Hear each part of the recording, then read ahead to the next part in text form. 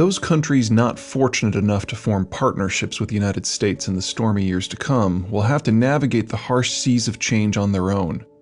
Some of them will be forced, whether due to privation or opportunity, to strike out beyond their borders to secure what they need or take what they want. They will be the active, and often aggressive, players in the new age, out to put their stamp on the world. Populated Eurasia is a vast wedge, anchored in the west by the North European plain, in the south by the Sea of Marmara region, the city-states of the Middle East, and the vast green of the Indian subcontinent, and in the east by the timeless civilizations of the Chinese. Traditionally, travel among these three great arcs of humanity has been limited. Middle Eastern deserts impede movement between Europe and South Asia, while jungles and mountains limit direct contact between South and East Asia. What they all have access to, however, and what they are all threatened by, are the infinite flats of Central Eurasia. The North European plain funnels open from only 200 miles wide at the Polish Gap to over 1,500 by the time it reaches central Belarus and Ukraine. Moving west from coastal China, the arid interior gives way to a veritable sea of grass. Moving northwest out of the Indian subcontinent requires navigating a couple of mountain passes and plateaus that ultimately give way to the steppes of Central Asia. Central Eurasia has absolutely no meaningful geographic barriers, and from one end to the other it is over 3,000 miles long. It is a harsh land. Inland continental plains suffer from high winds, brutal winters, broiling summers, and fickle precipitation. Many of the lands are marginal for human habitation. It is a place of poverty. The rivers are as hostile as the land, flowing away from the arable portions rather than through them, with the land's utter flatness and the weather's unpredictability generating constant challenges of flood and drought. Hunger often reigns. Yet, it is a land of many. The central mass of somewhat usable land is over 3,000 miles east to west, and typically about 500 miles north to south. It may not be a third as productive per acre as the American Midwest, once droughts, floods, locusts, and transport and storage loss are factored in, but it is the greatest stretch of flatland on the planet and possesses a combined population of a major power. It is a place of insecurity. The lack of reliable weather combined with the lack of local barriers to movement make it easy for any piece of civilization to fall to forces natural or man-made. Any people who rise in this harsh landscape crave what bits of security they can find or wrestle out of the earth, or from each other. It is a land where governments are local, and where raiders of every epoch have swept fast and loose across the grasslands. Combine that large population with low capital generation, and the result is limited funds for infrastructure, education, and market formation, restraining everything from the productivity of the labor force to the effectiveness of the army. It is a land where only numbers matter. It is a land where only the hordes hold sway. And in those rare instances when some power is able to unite the lands under a single government, the civilized bastions on the hordeland's periphery shiver in fear. This is the land of Attila the Hun, of Genghis Khan, of Tamerlane, of Joseph Stalin. Occupying most of that territory today is the Russian Federation, one of the most insecure countries of the contemporary world. While it is arguable that no Central Eurasian power can ever truly be secure, there are two things that a power needs if it is to truly command the hordelands. The first requirement is that the power control all of the hordelands. While Russia remains one of the largest geographic entities in human history and holds the title of largest country in the contemporary world, it actually needs nearly 3 million additional square miles of territory if it is to be even reasonably secure. Just as any hordeland's power can push into any of Eurasia's 3 major civilized zones, any of Eurasia's 3 major civilized zones can push into the hordelands. The Baltic coast, the Polish Gap, the Bessarabian Gap, the Black Sea, the coastal strips of the Caucasus, the Central Asian Corridor, and the Tien-Altai Gap are all points where the hordelands are vulnerable and where invasions have flowed in both directions. During the Soviet period, the Russians commanded every mountain, water, and desert barrier at the hordelands' extremes, giving them command over every single access point to their lands. They could anchor in those barriers and concentrate forces on the gaps, making them as secure as a hordeland's power could be. The day after the Soviet collapse, the Russians controlled but 2. With the capture of the Crimean Peninsula in February 2014, they now control 3. The second requirement is that a successful Hordland's power must have an actual horde. During the Soviet period, the Russians had 180-odd million Poles, Ukrainians, Romanians, East Germans, and other Central Europeans to use as cannon fodder to guard their western borders. They controlled all 3 of the Transcaucasian republics, Georgia, Armenia, and Azerbaijan, using them as a 16 million-strong series of highland speed bumps. They reached south across Central Eurasia's productive lands, the Russian wheat belt, and commanded the 50 million-strong Kazakhs, Uzbeks, Kyrgyz, Turkmen, and Tajiks to caulk up the southern frontier. All of these peoples and more have now broken away. In just a few years, the Soviet population was sliced by nearly 2/3, with many of those peoples now in charge of their own countries that share the Hordlands with the Russians. What's left over is disappearing. The Russian people, the actual ethnic Russians, are dying out. With the Soviet collapse, the bottom fell out of the Russian birth rate. What rebound has occurred can almost wholly be chalked up to the echo of the perestroika baby boom of the mid-1980s. Within 5 years, it will be the far smaller generation of post-Cold War births who will be parents, and there simply are not enough of them to sustain a Russian population at even half its current size. And this is the best-case scenario.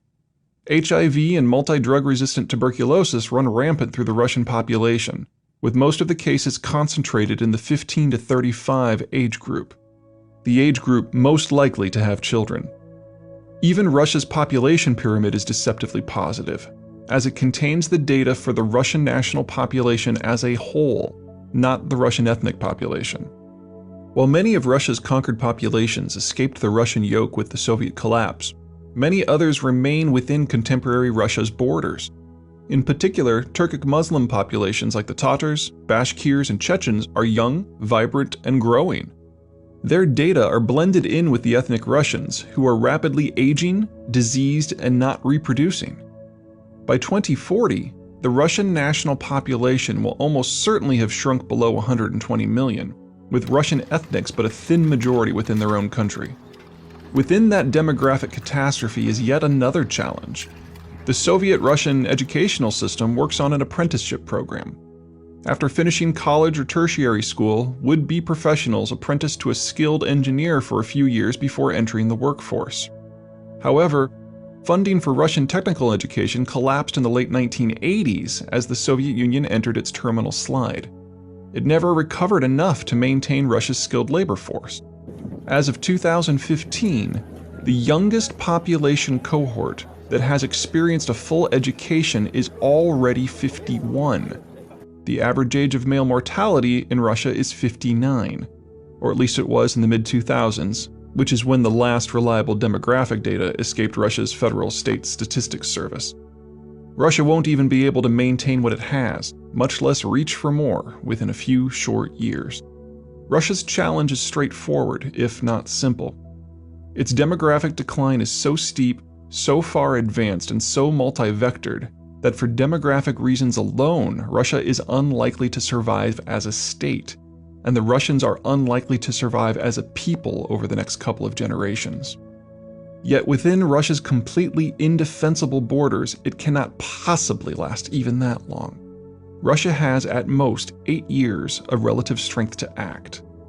If it fails, it will have lost the capacity to man a military, to maintain a sizable missile fleet, to keep its roads and rail system in working order, to prevent its regional cities from collapsing, to monitor its frontier, to delay its national twilight. The most effective use of this time would be to attempt to re-anchor in as many of Central Eurasia's border regions as possible, allowing Russia to concentrate forces in the Hordland's access points. Success would doom Russia to a slow-motion demographic disintegration from within.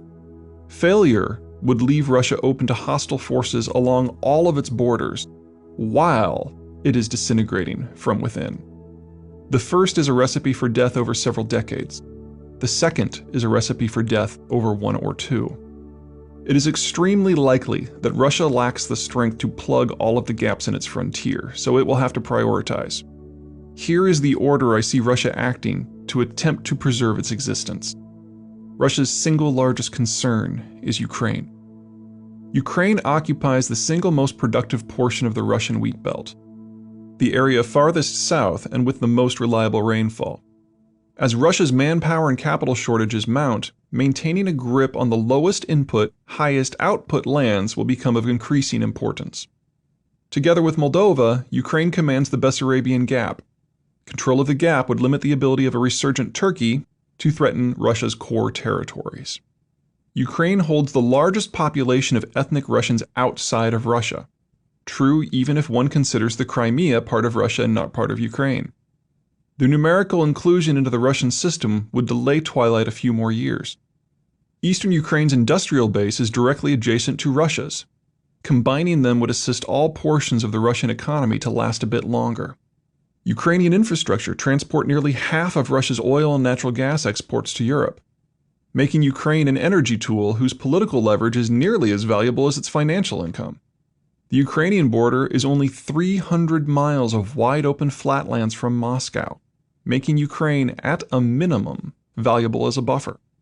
The only truly navigable river in the former Soviet Union, the Dnieper, flows through Ukrainian territory, flows south, and allows Ukraine to integrate economically with the lands of the Black Sea, the Sea of Marmara, and the world beyond. The river not only makes Ukraine the most potentially capital-rich portion of the Hordelands, it also makes it the only portion that can perhaps seek a destiny independent of Moscow. Russia dare not let that happen. The Crimean Peninsula commands the mouth of the Dnieper and is home to Russia's only true warm-water naval base, Sevastopol. As long as Crimea and Sevastopol are in Russian hands, Ukraine cannot make a true bid for economic independence, and naval powers, most notably Turkey, cannot dominate the Black Sea. Russia's efforts to re-anchor started in the Crimea in early 2014. They will not end there. In any form, an independent Ukraine is a threat to Russia, but it is only the first threat Russia must address before 2020. The second most critical region is the northern European frontier, home to Poland, Belarus, and the Baltic trio of Estonia, Latvia, and Lithuania. Collectively, these 5 states command Russia's exposure to the North European plain, as well as the Baltic coastline and the fate of Russia's second city, St. Petersburg. Russia must at a minimum neutralize this region, but in this faces extreme challenges. Poland and the Baltic trio are pathologically hostile to Russia, with extremely good reason. The Russians, Soviets, occupied all of them for 2 generations. The 4 not only collaborate closely to resist Russian influence, but are also increasingly partnering with 2 other countries historically famous for doing so with more success, Denmark and Sweden. In dealing with this frontier, Russia's key advantage is Belarus, which suffers from a culture cringe that is somewhat similar to Stockholm Syndrome.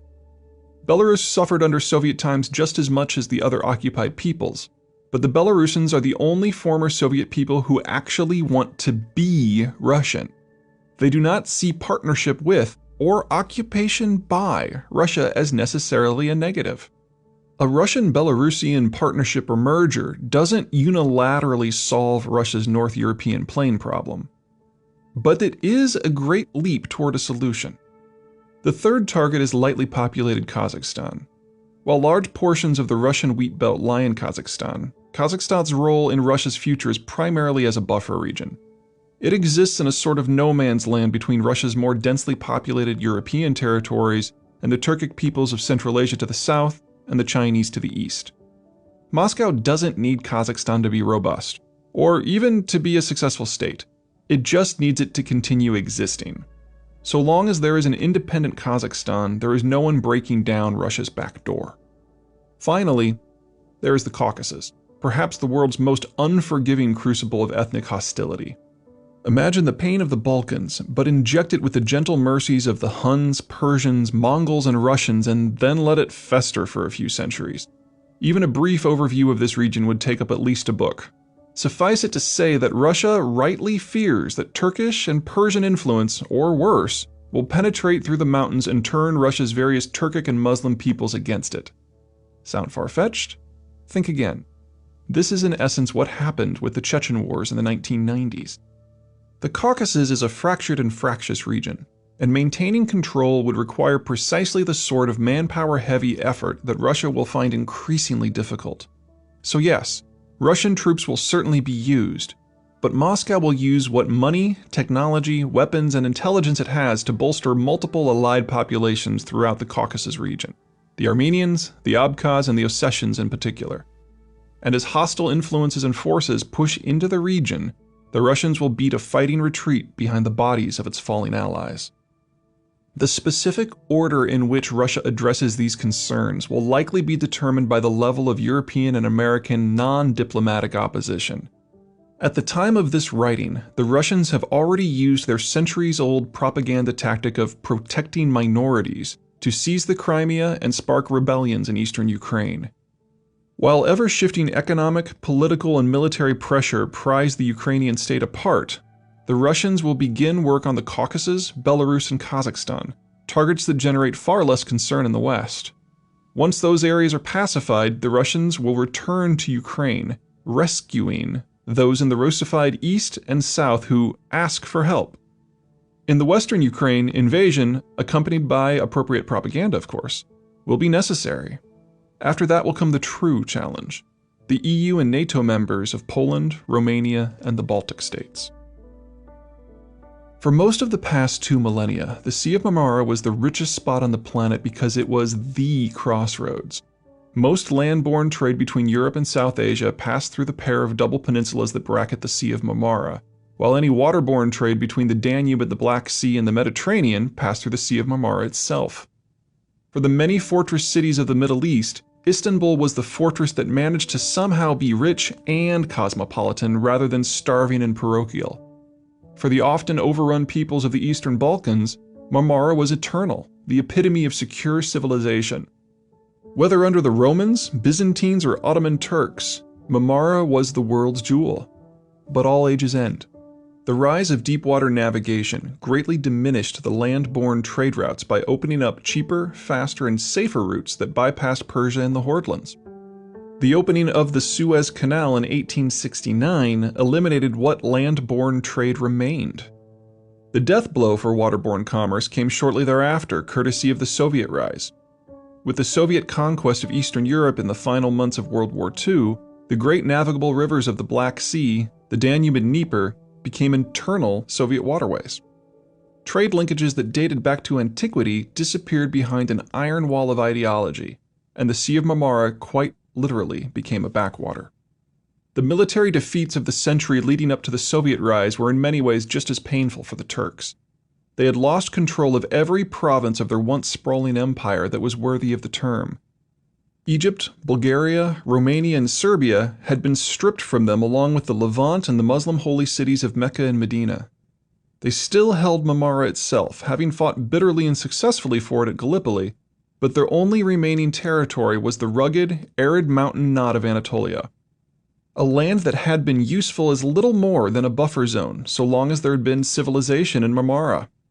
In the short course of only 3 generations, the Turks had fallen from one of the great powers to little more than a regional satrapy. Rather than attempt to play a great game in which they would be crushed, the Turks chose retreat. They fortified their borders, all of which were now uniformly hostile, walling their culture off from the world. After World War II, they fell under direct Soviet pressure, forcing them to stiffly accept membership in the rising American security and economic systems in order to maintain independence. Membership in Bretton Woods ended European preying upon what was left of Turkish lands and allowed them access, albeit with restrictions, to the European market. Between that income and the locally generated capital from Marmara, the Turks set out developing the near-useless lands of Rump Anatolia. Over the decades, road and rail snaked into the highlands, turning villages into towns and towns into manufacturing centers. In many ways, life in Turkey between 1950 and 2000 was a preview of the developing world's experience of 2000 to 2010.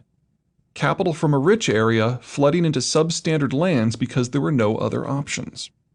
Turkey didn't awake from some 90 years of geopolitical slumber on its own. Once again, it was the Russians who forced a change of Turkish circumstances. Only this time it was the Soviet collapse rather than the Soviet rise.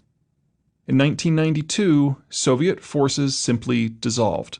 and Turkey's entire eastern, northern, and northwestern horizons opened at once.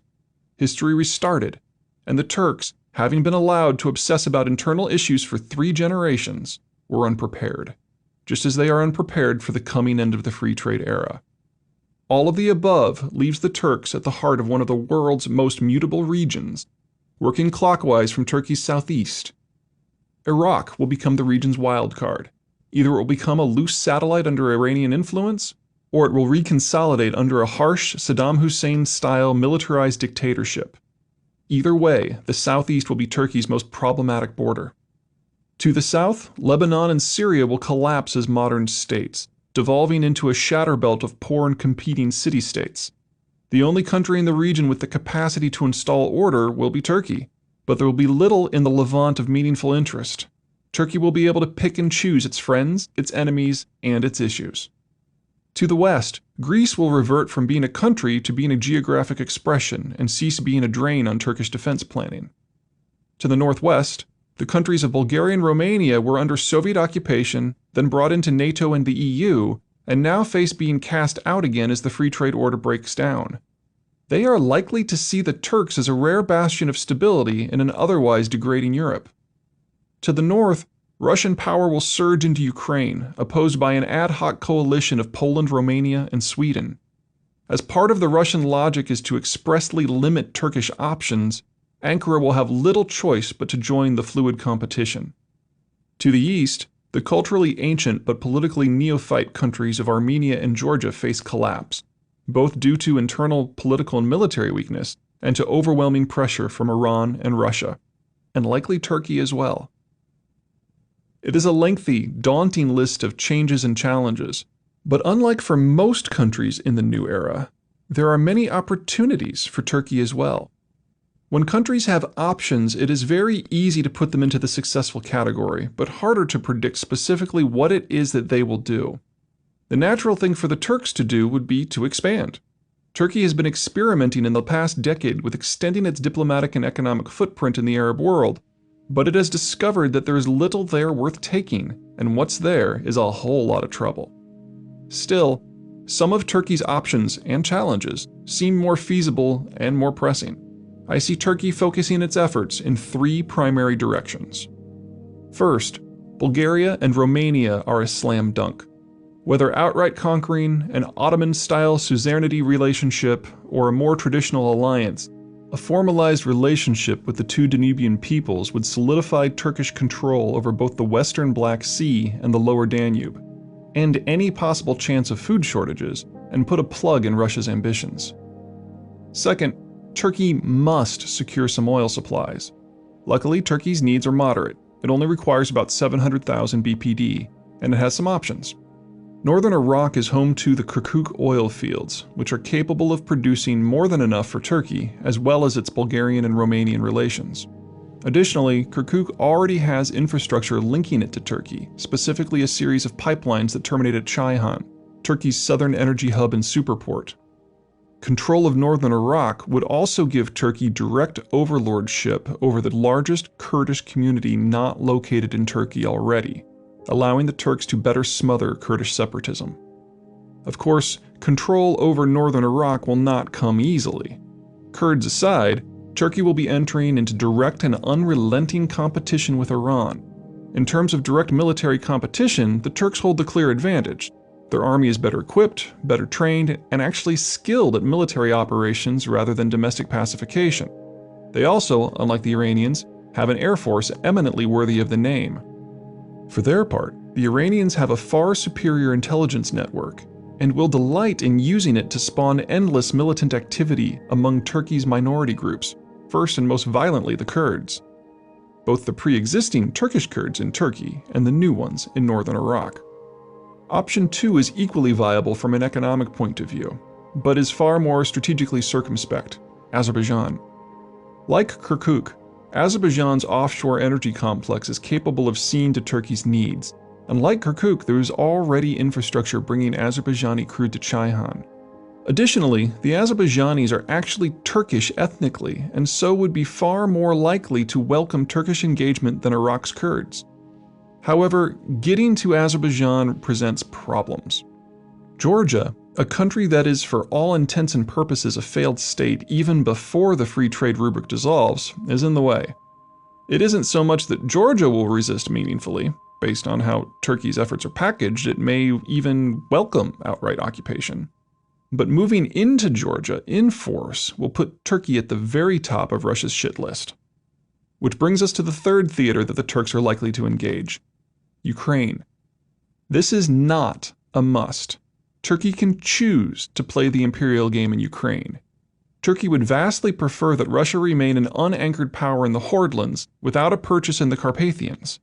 Such a vulnerable Russia will start breaking up from within a decade or two.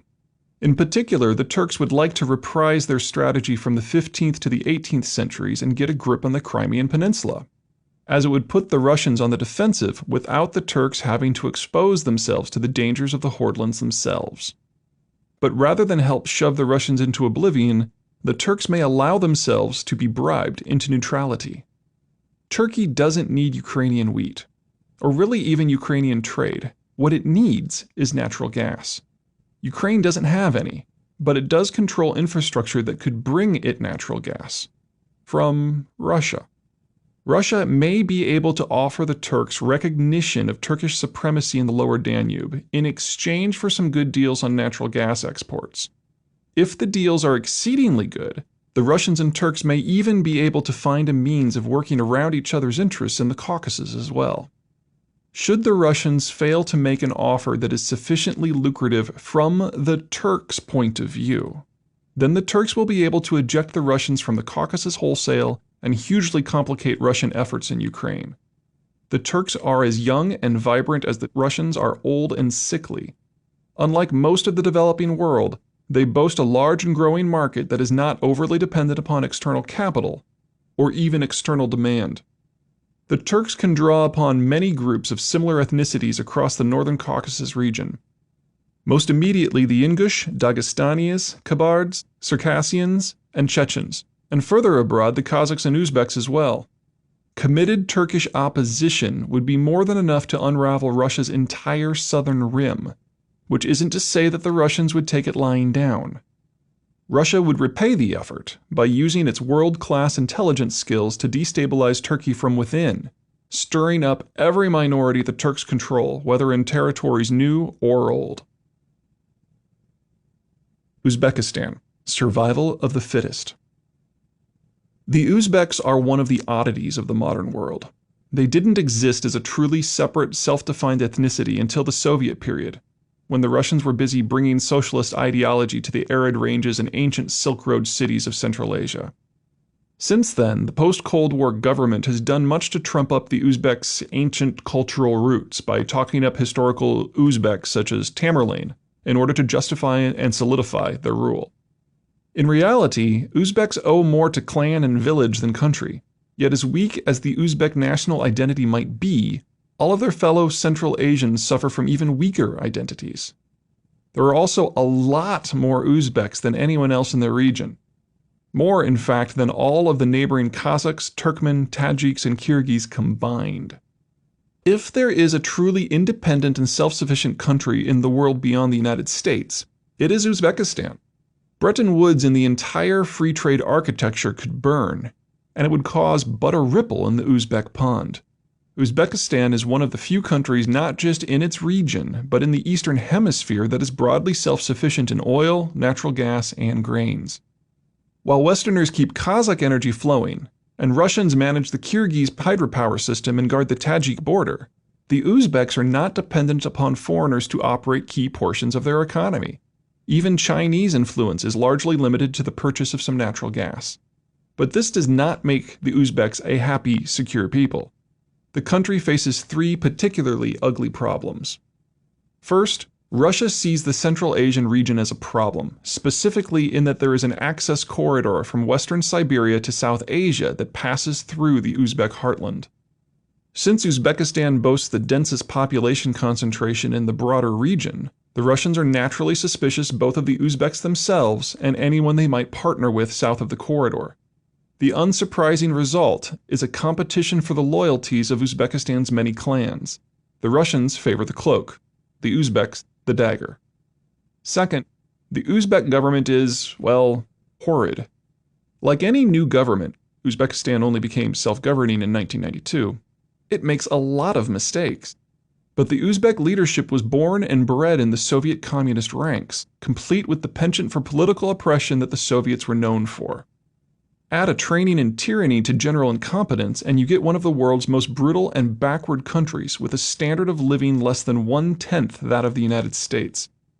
Anywhere else in the world, it would have been torn down by its neighbors, but the most progressive neighbor Uzbekistan has is China.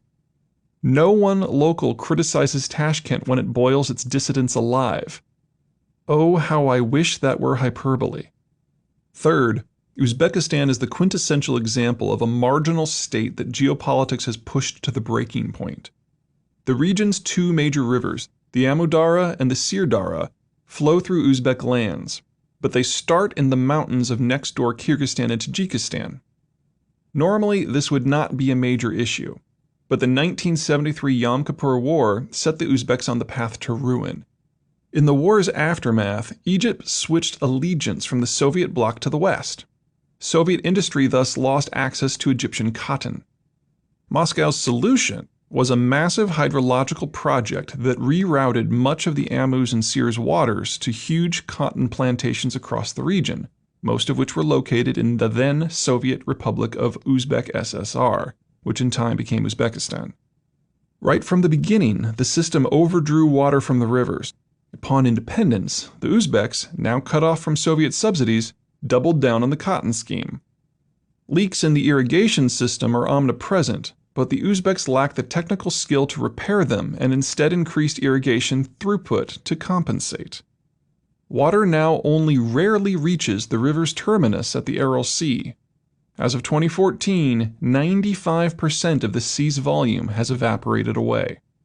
Without the Aral to moderate the region's climate, Central Asia's deserts are rapidly expanding. This has raised temperatures throughout the region and quickened the rate at which the glaciers of Kyrgyzstan and Tajikistan are melting. By 2025, the glaciers will be but seasonal nubs. Those glaciers are the primary water sources for both the Amu and the Sir, and when those rivers dry up, so too will downstream Uzbekistan. This will leave the entire region with a very interesting situation, if interesting is the correct word. There will only be enough water left for maybe half of the region's population. Uzbekistan has the food, energy, military, and above all the coherent state apparatus required to make sure it is the Uzbeks who get that water. The competition isn't exactly stiff. Stalin drew all of this region's borders to ensure maximum conflict should any of the republics gain independence. Ergo their spaghetti-like characteristics. He wielded his pen with skill. Tajikistan is not even a functioning state. The country's northern neck separates Uzbekistan proper from its Fergana territories, holds all of the connecting road and rail infrastructure, and is populated by Uzbeks. Additionally, the Amu's headwaters are all in Tajikistan, along with several hydroelectric dams that control its flow. The Uzbeks will take Tajikistan in its entirety.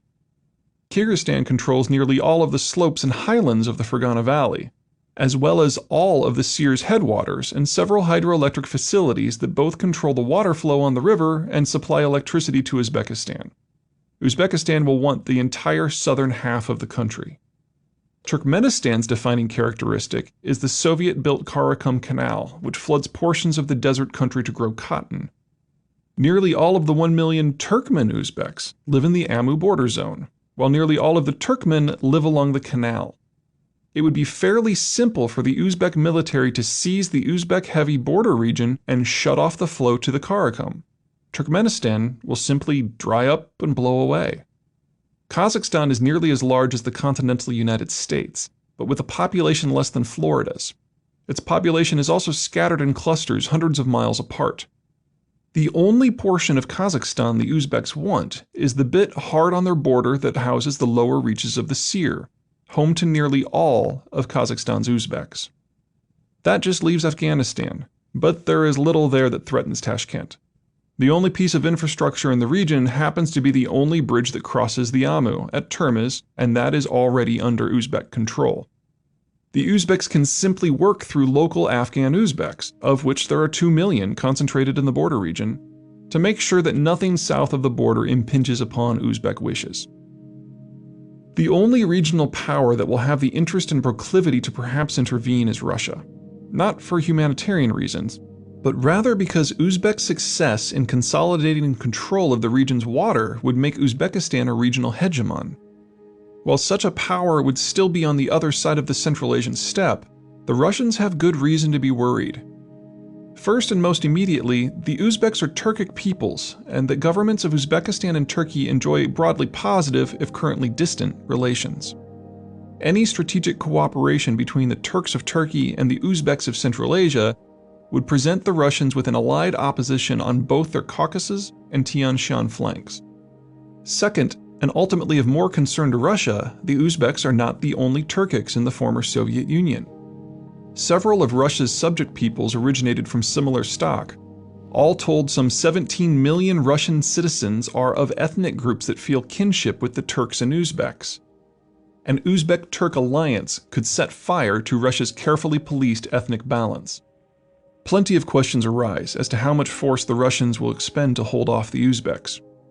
Kyrgyzstan, Turkmenistan, and Tajikistan lack the capacity to contribute to their own defense in any appreciable way. The region is over 1,000 miles removed from the Russian border and 2,000 miles removed from populated Russia. The only thing going for the Russians in this fight is that the Uzbeks' drought-driven invasion might occur before Russia's own demographic-driven twilight. But if the ammo and sear don't force the Uzbeks' hand before 2020, then Russia will have utterly lost its capacity to compete meaningfully in distant Central Asia. And a wave of young Uzbeks will wash asunder all foolish enough to stand in their way. Saudi Arabia, Wrath of the Righteous. Saudi Arabia is a quintessential example of the sort of oddities that Bretton Woods encouraged to proliferate. Over 90% of the country is hard desert. Most of the region's agriculture is based on a series of oases on or near the country's western coast, generating a line of fortress cities, the most notable of which are Mecca and Medina. Even this western fringe, the Hejaz, is only heavily populated by the standards of the surrounding desert. Overall, there is no capacity to support large populations, and insufficient capital to allow more than the most basic of infrastructure. There is no industry, no real educational system. The Saudi portion of the Arabian Peninsula simply lacks the features that allow a country to take root. But there is oil. Anything is possible when you are willing to apply an unlimited amount of capital to your labors. Bretton Woods created a global market for Saudi oil, and the Americans guaranteed the security of both Saudi oil shipments and Saudi territory itself. The Saudis had all the money that they needed to carve their magic kingdom out of the harsh desert landscape. This transformation was, and remains, utterly dependent upon the current global setup. In the Bretton Woods world, the Americans guarantee Saudi security in order to protect energy flows, guarantee energy flows in order to enable trade, and guarantee trade in order to maintain their security alliances. But in a post-Bretton Woods shale era, the Americans have no need for the security alliances, or the trade, or the energy flows, which means they have no need for the Saudis. The no questions asked protection that the Americans have extended to Riyadh is about to be lifted wholesale. Dealing with the aftermath will require admitting Saudi Arabia's fundamental weakness. It doesn't have an indigenous workforce. Since the discovery of oil, the Saudis have been able to end their nomadic existence, hire outsiders to do all of their work for them, massively expand their population under the aegis of a generous welfare state, and in general become impressively lazy and gloriously fat. The tendency to import labor has become so omnipresent that roughly 1/3 of the entire population, some 8 million people, are expatriates and guest workers. There are so many foreigners working in the kingdom that the 20 and 30-something bulge in the Saudi population pyramid is actually entirely made up of foreign workers, particularly men. Because of this quirk, the Saudis lack many of the advantages of a modern state, most notably an industrial base or a tax base. They have no navy to speak of, much less one that could guarantee the security of their exports and by extension their income. They also lack a meaningful army and so cannot guarantee the security of their state. The Saudis have spent billions on the best hardware the Americans are willing to sell, but they don't train on it. The equipment, complete with Abrams tanks and Apache helicopters, simply sits shrink-wrapped in air-conditioned warehouses, the Saudi strategic plan being that should they ever be directly threatened, the Americans will send troops to man Saudi Arabia's pre-positioned equipment and defend the kingdom. In a Bretton Woods world, it is a fairly clever strategy. In a post-Bretton Woods world, all that equipment is really just a lot of very expensive paperweights. Consequently, the Saudis' existential challenges fall into two categories: naval threats and local ones. In terms of naval challenges, anyone who needs oil and has the ability to reach Saudi Arabia will be both a threat and an opportunity to the Saudis. The Saudis will want countries to come to them to purchase their oil, but they won't want countries to come to them to take their oil. Unfortunately for the Saudis, their oil complex is eminently seizable. Nearly all Saudi oil production is in the country's extreme east. The Ghawar superfield, which currently produces some 5 million BPD, is in fact less than 100 miles from the country's major exporting infrastructure on the Persian Gulf.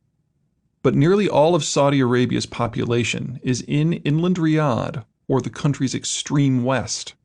Convincing any country that has the power to protect sea lanes for Saudi Arabia that it should not simply seize the relevant bits of Saudi Arabia may prove a hard sell. The Saudis cannot even count upon their own citizens to resist. The Saudis who live in the oil-producing eastern regions are predominantly of the Shia minority rather than the Sunni majority. As for local challenges, Saudi Arabia faces a single, massive problem: Iran. Whether under the empires of old, the Shah, or the Ayatollahs, the Iranians have always desired to control the territory that is currently Saudi Arabia. In part, this is due to the ideological split between the two branches of Islam. The Saudis are Sunni and the Iranians are Shia. In part, this is due to the presence of the holy cities of Islam. The Persians covet the religious authority that flows from their control. In part, it is economic. Control of the Saudi oil fields is an end unto itself. And while the Saudis do not have a capable military, the Iranians certainly do. Without an external sponsor or an army, the Saudis' entire defense strategy relies upon the Arabian desert being too harsh a barrier to cross. In the industrial age, that doesn't count for as much as it used to. The core of Saudi Arabia's Iran problem is that there is no one to replace the Americans as the Saudi security guarantor, certainly not in the short term. Bretton Woods meant that no one needed a navy, so there is no alternative naval force with an interest in protecting Saudi interests. For nearly every country out there, it will take years to build the sort of navy that can handle even regional needs, which means that for at least a decade or two, there will mostly be local navies. Any Saudi cargoes that sail will have to negotiate their way through endless local naval authorities. And as the Somali pirates have shown, it doesn't take much naval acumen to capture a slow-moving supertanker. Options for new friends are so thin as to be nearly non-existent. China might want to become Saudi Arabia's new protector, or new overlord, but it lacks the military capacity and geographic proximity to try. We'll cover China in depth in Chapter 14. India is fairly close and might serve as a potential customer, but it lacks the military capacity to grant any sort of meaningful protection beyond perhaps convoys to India itself. Turkey is probably the best possibility for the Saudis, but it is not an automatic fit. Gaining a Turkish alliance would require that Turkey first control all of Iraq, otherwise it couldn't project military power into the Persian Gulf. A Turkey that pushed that far south would not only face a grinding war with Iran, but would also have control of so much Iraqi oil that it wouldn't need Saudi oil at all. Saudi Arabia might be able to induce Turkish interest with a sufficiently attractive offer, but it would have to be huge. That just leaves the European powers, of which the United Kingdom and France are the logical candidates. Unfortunately, they are far more likely to source their energy needs from more proximate North Sea and North African sources, or, in a pinch, Central African locations like Nigeria, Sao Tome and Principe, Equatorial Guinea, and Gabon, rather than make the long run to the Persian Gulf. The bottom line is that the Saudis are most likely going to have to grope their way forward on their own. Preparations, have already begun. As the keepers of the holy sites, the Saudis hold considerable religious sway throughout the Islamic world, and they use the power of the pulpit to induce Islamic-minded fighters to flock to this or that cause. Depending upon the international mood, you may have called them herd freedom fighters, mujahideen, or Islamic terrorists as well.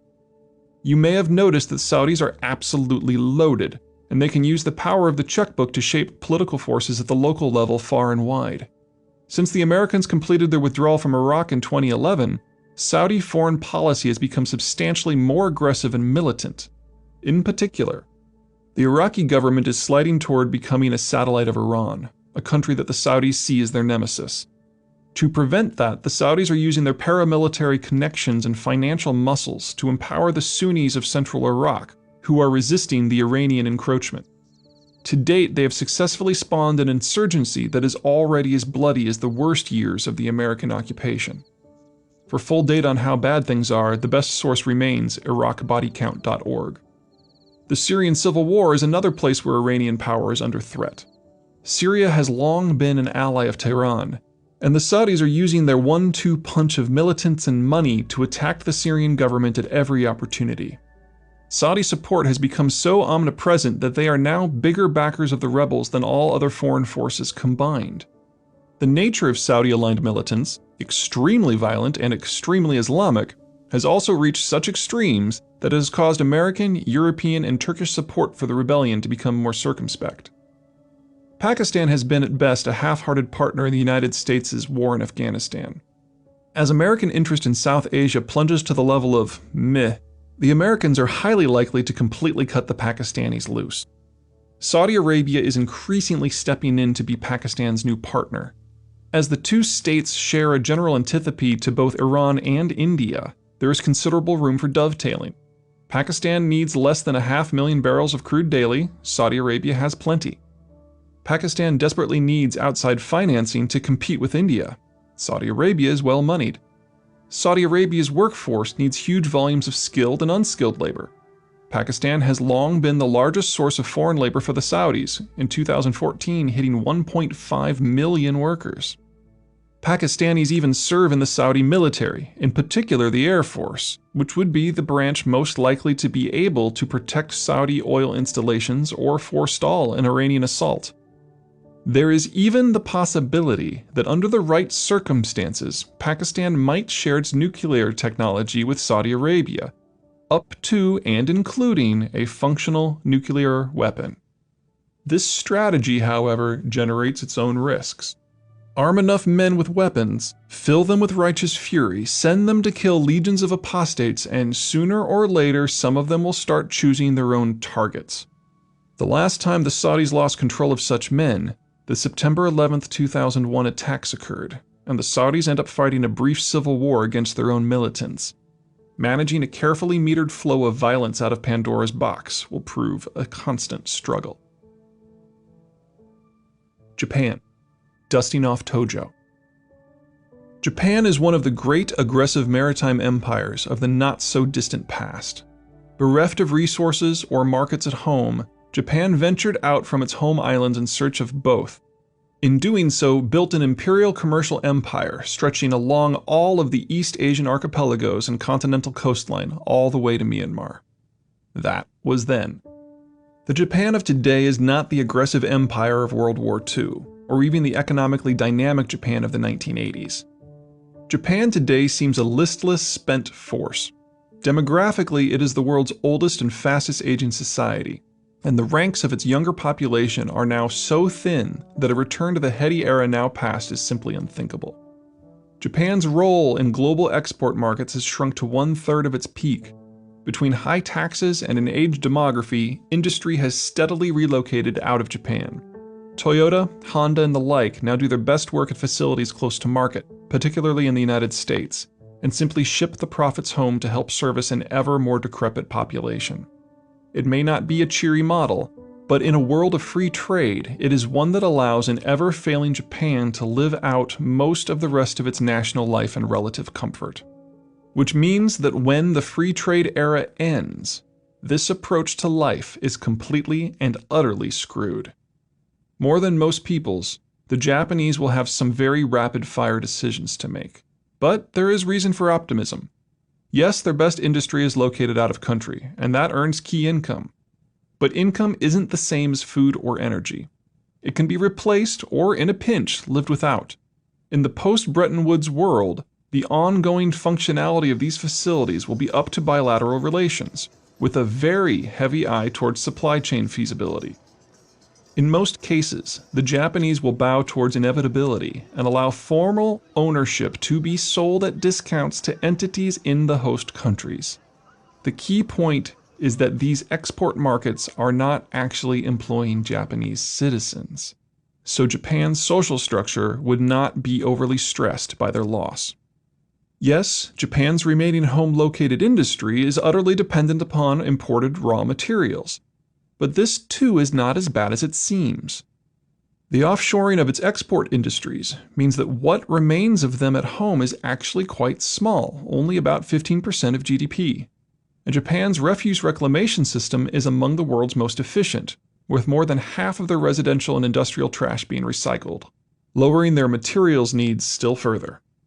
Japan would certainly prefer to remain internationally engaged in the Bretton Woods system, but it really doesn't need access to markets or even raw materials to the same degree it used to. All this isn't to say that Japan won't need to be aggressive, very aggressive, at seizing what it needs. It just means that it can be a bit choosier about targets and tactics. The Japanese certainly won't need to go all bonsai in the entire Pacific, just very specific parts of it. They have flexibility now that they didn't have in the early decades of the 20th century.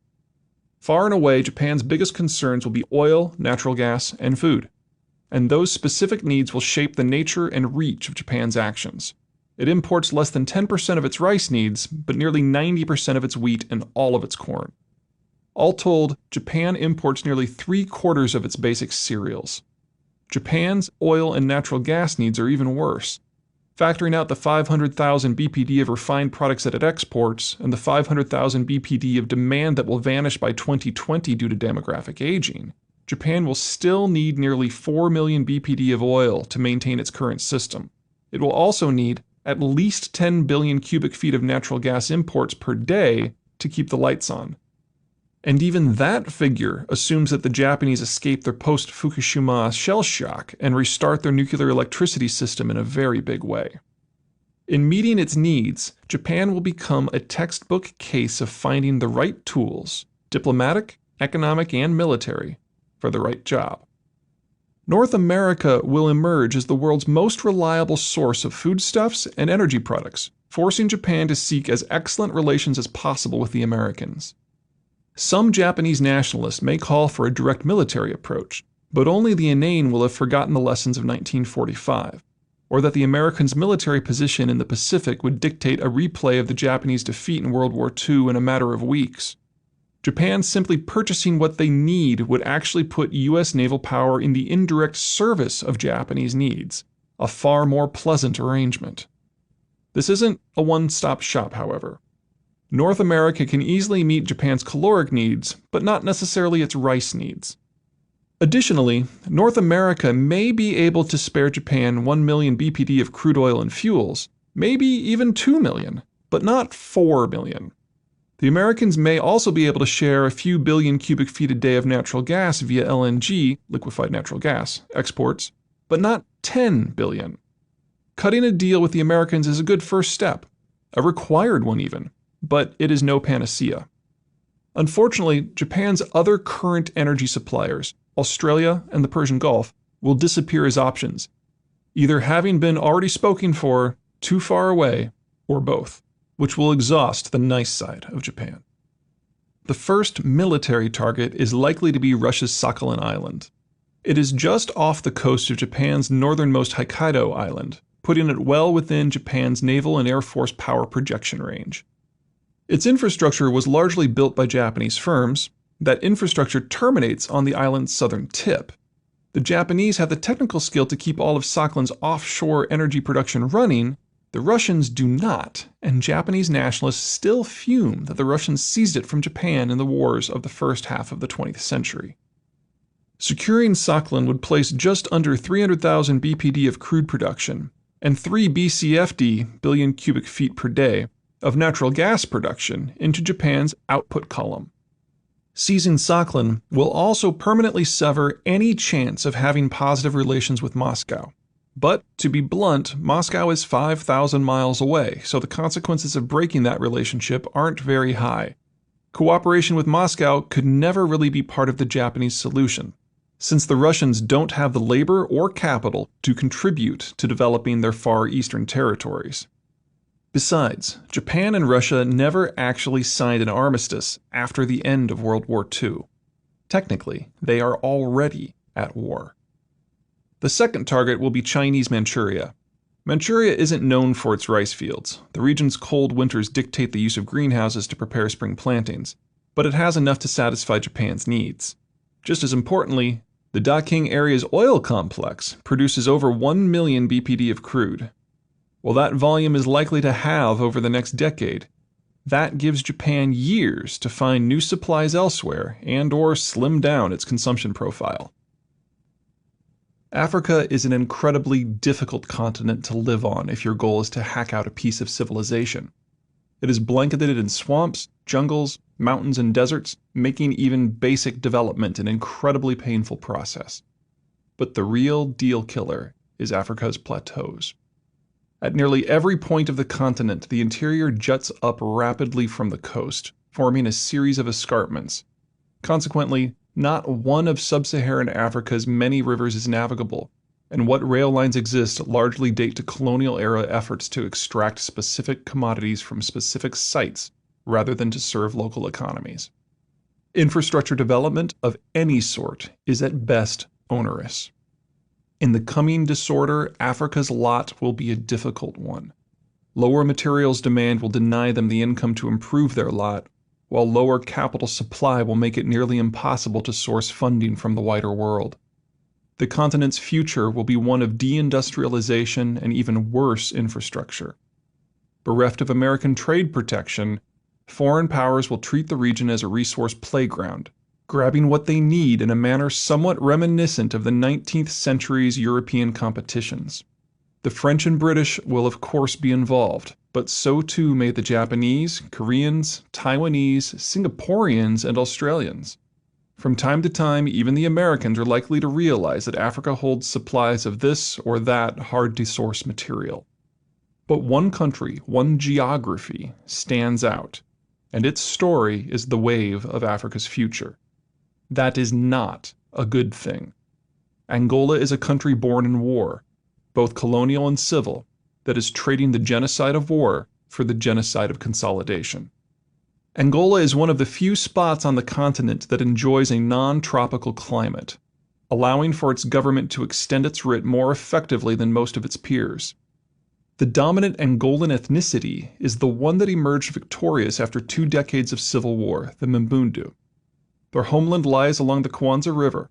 While the Kwanza isn't navigable by boats of ocean-going size, it does punch through the escarpment without too many rapids, making it the best transport corridor and most capital-rich location within 1,000 miles. The Mbundu also had the advantage of possessing the national capital and former Portuguese colonial capital of Luanda, allowing them unrestricted access to the global system. In the era of Bretton Woods, that meant that they were not pillaged as the Portuguese had done to them for 4 centuries, but instead were able to collect Angola's offshore oil income and tap the international system for the guns, gasoline, and vehicles they needed to fight the war. It would be an overstatement to say that the Mbundu were destined to win the war, but their location meant that they entered the conflict with all of the right tools. After 27 years, 800,000 dead, and 8 million refugees, the Mbundu proclaimed triumph. With the war now over, the Mbundu now focus on consolidation. The long grind to destroy the other group's identities, either by forcibly assimilating them into the Mbundu themselves or simply eliminating them. Unfortunately for the Mbundu, their targets outnumber them 3-1. Angola's most numerous ethnicity are none other than the Mbundu's primary foes in the civil war, the Ovimbundu of the Angolan Planalto, or Plateau. A key tool in the Mbundu's genocide effort is the 1,000-strong paramilitary group called the Ninjas. who impose the Mbundu's will upon the other Angolans via terror and mass murder. It will take at least a century for the Mbundu to grind away the competing identities, and to achieve this, they need to avoid outside interference. The Mbundu fear, and what has put them on this list of in-play countries, is that they will not be left to their own devices. Angola's civil war was part and parcel of the Cold War, and witnessed participation by groups as varied as the Cubans and Americans. But the Mbundu consider their true foe to be much closer to home, an African country that at times has deployed thousands of troops to fight them directly. That country is South Africa. Like Angola, South Africa is an exception to African geography. It isn't so much that the African escarpment is kinder in South Africa, it isn't. But instead that the tip of Africa is far enough south that the escarpment's elevation lifts the country out of the tropical zone, mitigating sub-Saharan Africa's otherwise omnipresent disease exposures. Simply put, less disease means better health and longer lifespans, and that allows for higher levels of worker skill and tax paying. What truly sets the South Africans apart from their co-continentals is not their post-colonial past, but that their geography allows them a demography that enables them to afford to build infrastructure and have the indigenous skill base to build it themselves. South Africa's mining sector, it is a leading source of diamonds, gold, and platinum, doesn't hurt either. The big chunk of highland that makes South Africa possible doesn't stop at its borders, but extends north as a spine along the middle of the continent, a spine that the South Africans have constructed infrastructure along. This infrastructure is the only meaningful one in the region, and it leads to the only sizable ports in the region, which are, of course, in South Africa. That allows South Africa to tap a nearly bottomless source of cheap labor, while utterly dominating economic development throughout all of Lesotho, Swaziland, Botswana, Zimbabwe, Zambia, and southern Congo. If you want to transport anything in bulk, copper ore, bauxite, and wheat being the largest cargoes, you have to deal with the South Africans. It is this network that gives the South Africans outsized influence throughout the region, and so it is this network that the Angolans feel they must disrupt. They are using their oil income to fund an infrastructure build-out for the first time, well, ever. And part of that effort includes the construction of a modern container port at Lobito and a spur rail line from the port into the African interior. Once it is completed, and at the time of this writing the project is already in the T-crossing stage, Angola will start siphoning off traffic that for a century had been destined to South Africa, and South Africa's chokehold on the region's economic and political life will end. At that point, it will be up to South Africa to respond. It is poorly positioned to do so. First, the South Africans are out of practice. South Africa used to have a highly capable special forces branch that efficiently pursued the nation's interests throughout the southern portion of the continent. With the end of apartheid, however, the military writ large fell into disarray and disrepair. It would take a dedicated, multi-year effort to regenerate the country's expeditionary fortunes, and at present, efforts in that direction are middling at best. They certainly will not be completed by 2015. Even maintenance of the infrastructure that ensures South Africa's current dominance is falling back to more typical African standards. The Mbundu, in contrast, didn't stop at the end of their war. They have used their rising military strength to intimidate and sculpt neighboring countries, complete with engineering a coup to install a friendly government in Namibia and bombing Zambia to warn them off from supporting Ovimbundu insurgents. The ninjas have been particularly effective at strengthening friendly regimes in Zimbabwe and Congo-Brazzaville by terrorizing dissident groups there. Second, it isn't clear that South Africa can put up a fight anymore. While their plateau certainly lifted them out of the tropical disease zone, that elevation does nothing for non-tropical diseases. Some 80% of South Africans carry tuberculosis, while 30% of pregnant women are HIV positive. Such diseases have absolutely gutted South Africa's skilled labor and tax intakes, preventing the government from maintaining its apartheid-era levels of growth, security, and infrastructure, to say nothing of taking a proactive foreign policy. In contrast, Angola's lack of infrastructure and the horrors of its civil war mean that it is the sole southern African country to have so far escaped the ravages of HIV. It has a demographic so young it is literally a throwback to the pre-industrial age. In short, Angola is clearly coming from far behind in the contest, but in the long game, it seems almost certain to win. Iran is not a typical power. In fact, from the criteria that we've been using, there is nothing about Iran that indicates it should be successful. The country certainly has a balance of transport, but it is balanced in the wrong way. Iran enjoys no big piece of flat land from which to generate a large community and food surpluses. It has no navigable river to speak of that could raise capital, and few rivers of any size or reliability. The country lies in the heart of the African-Asian aridity belt, starving it of water. Nearly all of its people live in the hundreds of mountain valleys that are high enough to wring some precipitation out of the air. Moving around within Persia is difficult and expensive at best, and there is no obvious nearby economic node to which Persia might connect to mitigate its poverty. In contrast, reaching Iran is devilishly simple. Its entire south and southwest are abutted by the Persian Gulf, the world's calmest large body of water. To the east is the Indus Valley, a dense population core going back to antiquity. To the northeast are the steppes of Central Asia. Distance in that direction is a factor, but if one can handle the arid lands of the region, reaching the Persian border is a fairly simple matter. To the north is the Caucasus region. While certainly mountainous in many areas, the portion that borders Iran is actually the region's most open terrain. The eastern half of contemporary Azerbaijan is an excellent staging point for an attack on Iran. Both the Russians and the Mongols used the northern approaches in their successful conquests of Persia. The final approach, from the west, is the one that normally keeps Iranian leaders up at night. Mesopotamia has been home to any number of grand civilizations in the past, and most have at one time or another taken a crack at conquering their Persian neighbors. The merits of deepwater navigation are completely lost upon mountain peoples, and Iran is no exception. Very few Iranians live near the Persian Gulf coast, and so the country has very few ports. Any naval power can easily prey upon the Iranian coast should it choose, and the Strait of Hormuz is a perfect blocking point to limit whatever vessels the Iranians manage to float. Bandar Abbas, Iran's largest and best port, is eminently vulnerable to a Hormuz blockade. Industrialization passed Persia by rather completely until very recently. Only with the discovery of commercially exploitable quantities of oil in the early 20th century did the Iranians have sufficient capital even to consider partially industrializing. But it was and remains a poorly managed industry. Iran lacks the common culture to have a mass education system, or the common infrastructure to have a single market, or the common wealth to have a mass market.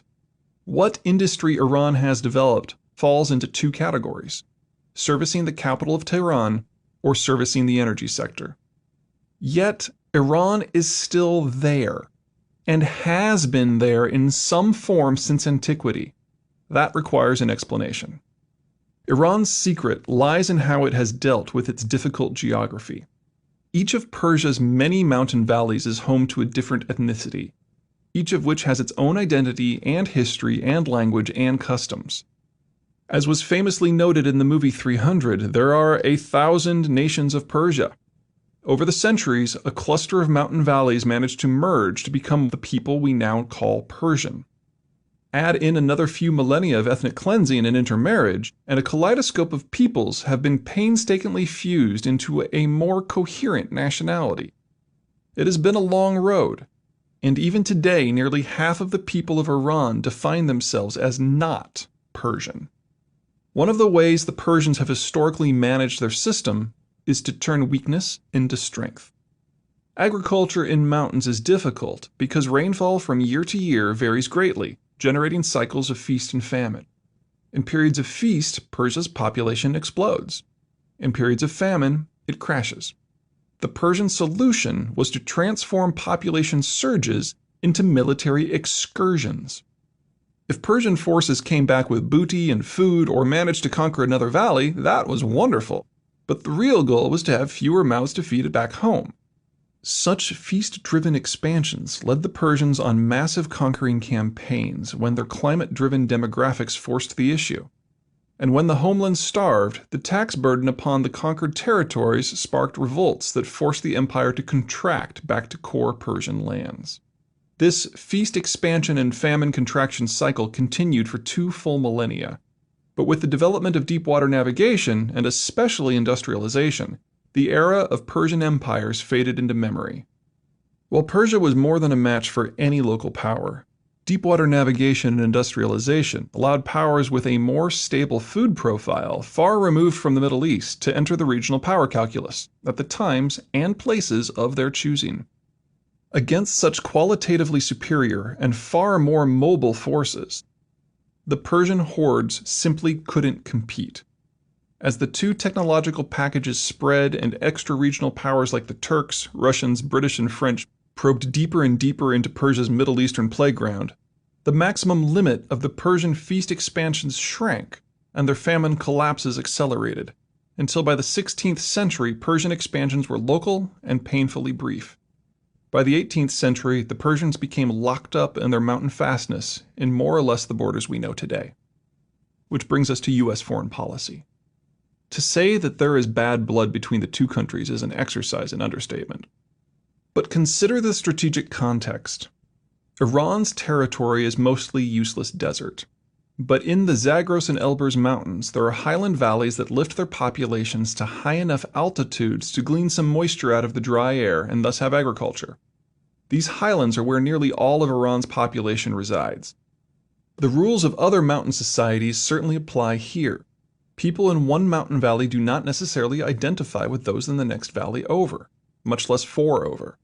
Keeping all of these various groups under the same political authority requires a harsh system to induce cooperation, which is why modern Iran has a 1 million-man army. Iran, in effect, occupies its own territory. The existence of a large army is not an option for Iran. Of course, this particular tool of state formation has other uses, and therein lies the rub. Any army large and coherent enough to hold Iran together is more than large and coherent enough to conquer almost any of Iran's neighbors, particularly the lightly populated and even more lightly defended Arab oil states of the Persian Gulf: Kuwait, Saudi Arabia, Qatar, Bahrain, the United Arab Emirates, and Oman. That capability is the primary reason for the American-Iranian hostility of the past 35 years. Forget terrorism, forget Israel, forget the hostage crisis. In the Bretton Woods era, oil security is the foundation of everything from NATO to ANZUS. The United States uses energy to guarantee trade, and trade to guarantee its security alliance. If Iran to either conquer the Arab oil states or close the Gulf, the free trade order would quite literally run out of fuel. But oil and trade won't be central to the American strategic equation much longer, and that turns Iran from a perennial pain in the ass to perhaps the most valuable ally the United States could dream of, entirely because of where Iran is located. Iran easily meets the most exacting criteria for American allies. In the post-Bretton Woods world, Iran can never be a strategic threat to the United States. American power ultimately flows from its nearly unassailable position in controlling the bulk of the North American continent. The only way that power could be meaningfully threatened is if a power on another continent proved able to float a navy of sufficient strength and size to launch an assault on North America. That power could never be Iran. Iran is a mountain country. That means, among other things, that it has no navigable rivers, no tradition of watercraft, and lacks the facilities, expertise, and capital needed to float a navy. If against all odds it somehow could, the Iranian Navy and the entirety of the Iranian economy would be bottled up in the Persian Gulf. It would be child's play for U.S. naval forces to simply cap the Strait of Hormuz and destroy the entirety of the Navy along with the Iranian economy. In the Bretton Woods era, Iran's position on the Persian Gulf empowers it. In a world in which oil isn't central to American planning, however, Iran's position on the wrong side of the Strait of Hormuz cripples it. If anything, this is better for the Americans than it sounds. Some 3/4 of Iran's imports flow into a single port, Bandar Abbas, which happens to be at the mouth of the Persian Gulf, completely exposed to anyone with a ship. Within the Gulf, over 90% of its oil exports flow to another single point, Karg Island.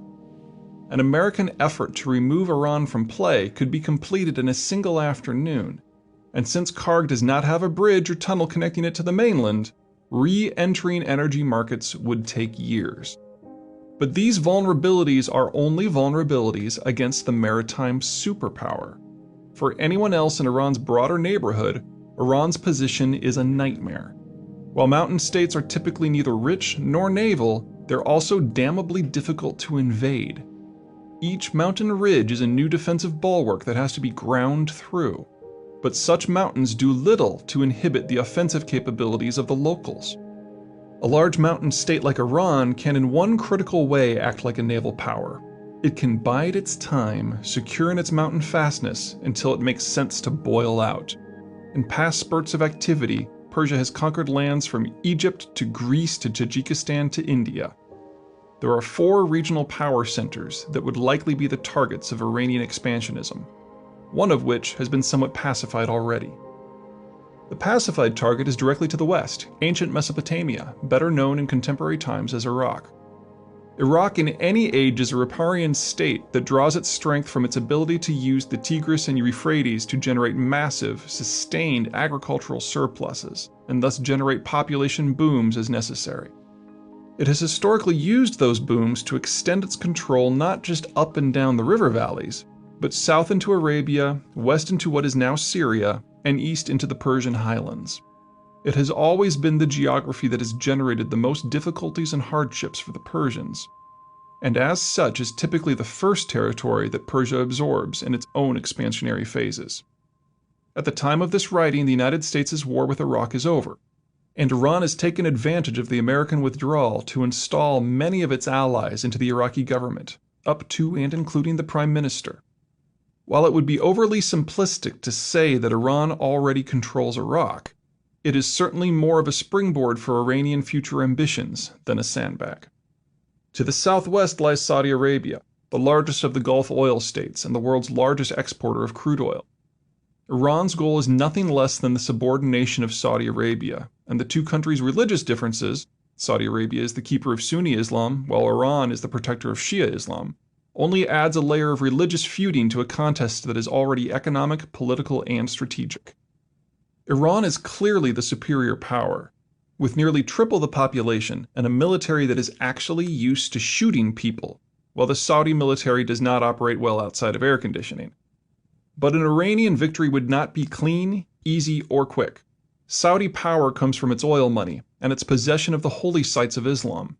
Combined, these two features allow them to recruit Islamic fighters to do battle for them when and where they wish to project power, with the more infamous locations being Afghanistan, Russia, the Northern Caucasus, Iraq, Libya, and Syria. They have nearly nudged Iraq back into civil war, and in the Syrian civil war, these Saudi-backed militias now form the backbone of the revolutionary forces. Saudi initiatives in both theaters are merely the leading edge of Riyadh's efforts to bring battle to the Iranians. As it becomes more obvious that the American withdrawal from the region is not temporary, the gloves will come off, and the Saudis will work to unleash hell not just in Iraq, Syria, Afghanistan, and other places in which the Iranians have interests, but in Iran itself. Of particular importance will be Iran's Arab minority, concentrated in the southwestern border province of Khuzestan. That just happens to be where most of Iran's oil production takes place. In addition to more conventional tools, like an invasion, count on the Iranians to return the favor. Saudi Arabia's Shia minority is concentrated in its own eastern oil-producing region. To the north is the Caucasus, an excellent buffer between Iran and the lands of the Russians. Well, excellent for the Russians anyway. While the Russians no longer count the Caucasus as an internal region as it was during the Soviet period, they still have several thousand troops each in Armenia and Georgia. While Azerbaijan realizes that its ongoing existence as an independent power requires it to collaborate with Moscow on a host of issues. Russian forces in Armenia are there by mutual agreement, mostly to serve as a military tripwire against Azerbaijan and Turkey. Russian forces in Georgia, in contrast, help two secessionist regions, Abkhazia and South Ossetia, maintain independence from Georgian control. Iran's problem is that 16% of its population is Azerbaijani. That places more Azerbaijanis in Iran than exist in the independent country of Azerbaijan. That makes the buffer not only directly adjacent to territories that house Russian troops, but introduces an irredentist threat hard up on Iran's northwestern border. The only way that Iran's northern flank can truly be secure would be if it occupied most of the Caucasus region itself. Unfortunately, the only way that Russia's southern flank can be secure would be for Russia to do the same. For both Iran and Russia, to say nothing of Georgia, Azerbaijan, and Armenia, the Caucasus is a zero-sum game. While Russia is far from a pushover and attacking the Caucasus would be expensive and difficult, time is on the Iranian side. Iran has a young and rapidly growing population, while Armenia, Georgia, and Russia have three of the world's oldest and most rapidly contracting. Finally, to the northwest lies Turkey. Most of Turkey's economic and political interests lie in the Black Sea and Danubian basins, but that is in a world in which free trade thrives. Once the Americans stop guaranteeing global energy supplies, the Turks will have to secure their own. The closest energy lies in northern Iraq, an area populated by Kurds, whom the Turks have always feared will stir up problems among Turkey's own Kurdish citizens. The only way to guarantee both the unity of the Turkish state and secure access to oil is to either conquer northern Iraq outright or to pack it so thoroughly with Turkish advisors that it would no longer be functionally independent. Either way, Iran will have an opinion on the issue. Iran also has a strong opinion on what unfolds in Syria.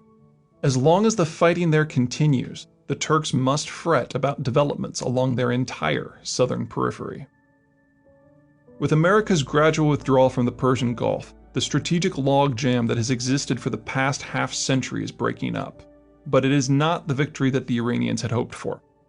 The American departure means that Iran is being released to engage not one but 4 regional powers in a general melee. That melee is the unspoken goal of American foreign policy: to ensure that all of the world's other major powers are preoccupied with each other rather than thinking of putting to sea.